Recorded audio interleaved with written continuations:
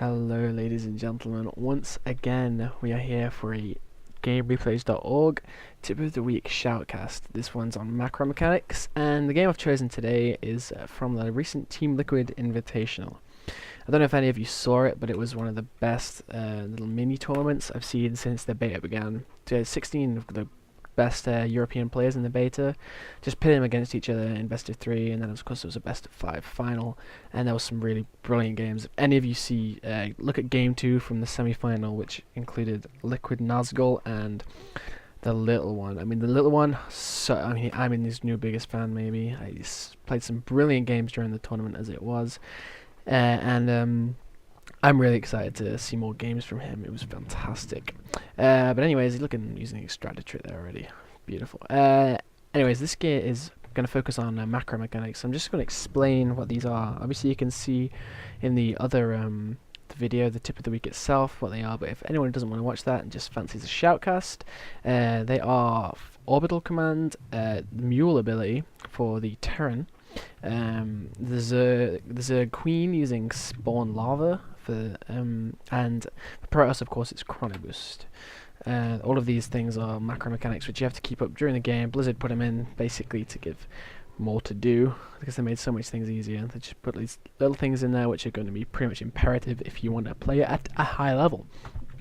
Anyways, we have the little one and Morrow. Little one plays Zerg in this game, but he plays random overall, I think. And Morrow is a quality Terran player who I believe has an affinity for Marauders. Maybe that's been brought on by the latest patch, I don't know, which of course nerfed Marines slightly in the way that it increased their build time and also increased the build time of the reactor. So we've seen much less mass Marine strategies, despite the fact how effective they are still as combat units. Very cost effective, good use of this bunker here, just to protect this fast expansion from Morrow, who's getting the orbital command up, as all good players will. And he's going to make use of those mules to give him a good economy boost early on. Lots of Zerglings being created on the other hand by the little one, and he's getting that speed upgrade, so those flying Zerglings are going to pop around. Doesn't look like he's doing any Damaga style Baneling busts. I mean, obviously wouldn't be as effective when he's not trying to block his ramp and go for a one base play. But yeah, I mean, I don't know if any of you seen those replays, but there's a few replays of Damaga using 5 Banelings very early on to bust the front of the Terran's base and get right in amongst their workers early on with Zerglings. Very effective, scarily effective in fact. I really enjoyed seeing those games.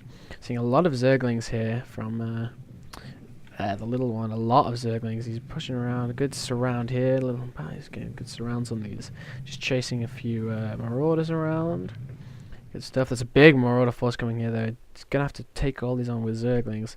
He's got plenty of Zerglings there. I think he should be fine, I guess. There's no splash damage as far as I'm aware on Marauders. He's bringing this big force in there. Oh, nope, he's moving it back again. Interesting to see. Looks like we have Infestors here. I'm normally better against Marines, I think, just because the 35 damage I think they do with fungal growth is more effective against Marines because they have a little lower health overall. Good use of a Queen as a combat unit though.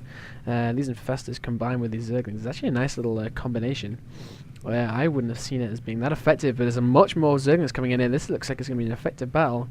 We have pretty much constant streaming Marauders to come and help out from these 4 Tech Lab barracks. Like I said, an affinity for Marauders is that must have been something of an understatement there. Don't know what this Queen is doing. He's just chilling in the middle of the map.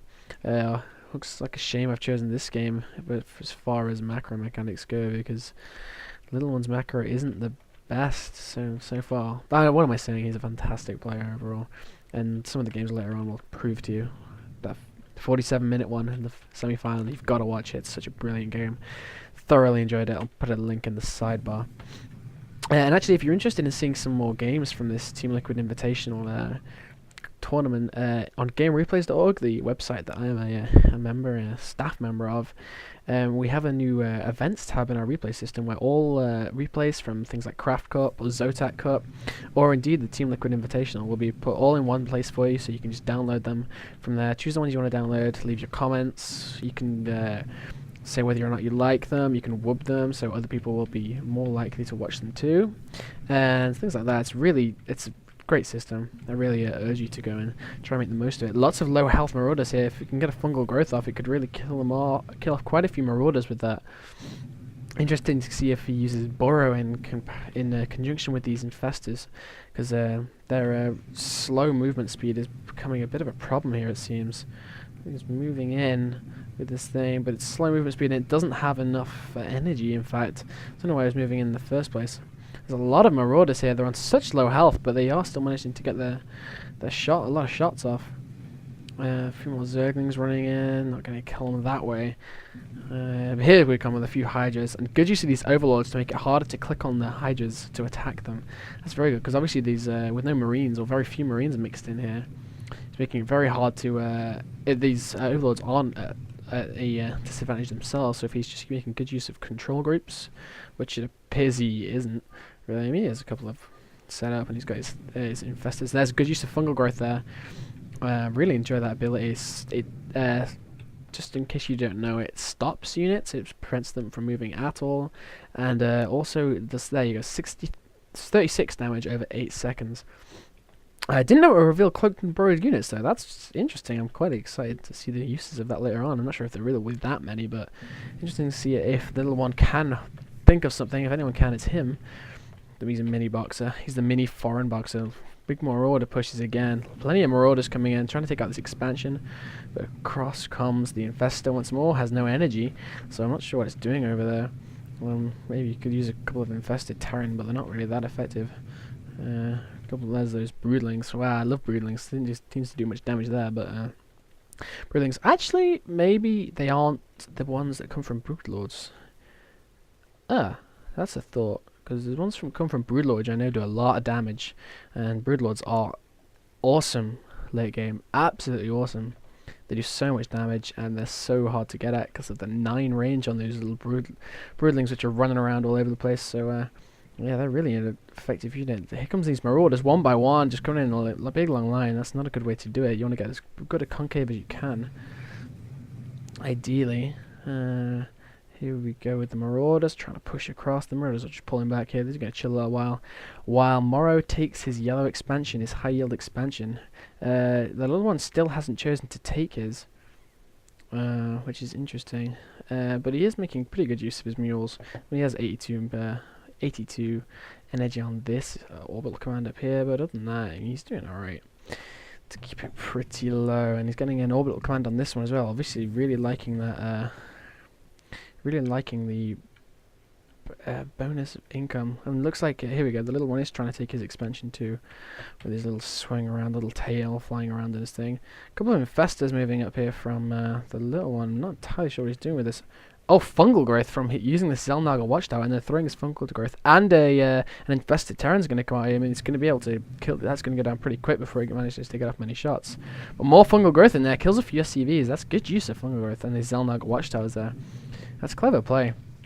But he's running back here to get back to his creep highway. Probably a good plan. But he's got so many Zerglings mixed into his army. Good use. And he's got Overlord. This Overlord here is loaded up with a few Zerglings. Don't know how much damage 8 Zerglings is going to do in this base. There aren't too many Marauders around though. Big battle going on here. That's a lot of Marauders coming in. This could be a bit of a problem for the little one if he manages to push in for this fight. He's going to lose this expansion, I'm fairly certain. Good use of fungal growth again, managing to get like maybe 8 or 10 Marauders or with that, and a few more Broodlings running in there. Yeah, I'm fairly certain they can't be the Broodlings that come out of Broodlords, because they'd be way more effective than that. I think they do maybe 30 damage per hit, those little mini Broodlings. Don't know if it's certain, I'll have to look that up, I guess. Let's see if this Overlord. There's these Zerglings that were dropped in earlier that I said wouldn't do that much damage, but it seems they are doing a lot of damage. They're taking out that. Oh, that supply depot had the extra supply upgrade used from the. It takes 50 energy, and it increases your supply depot output. I think it doubles it. It increases it by 8 at any rate. I've not actually seen that in a high level game before. Most people preferring to use Scanner Sweep occasionally, and in most circumstances the Mule to do it.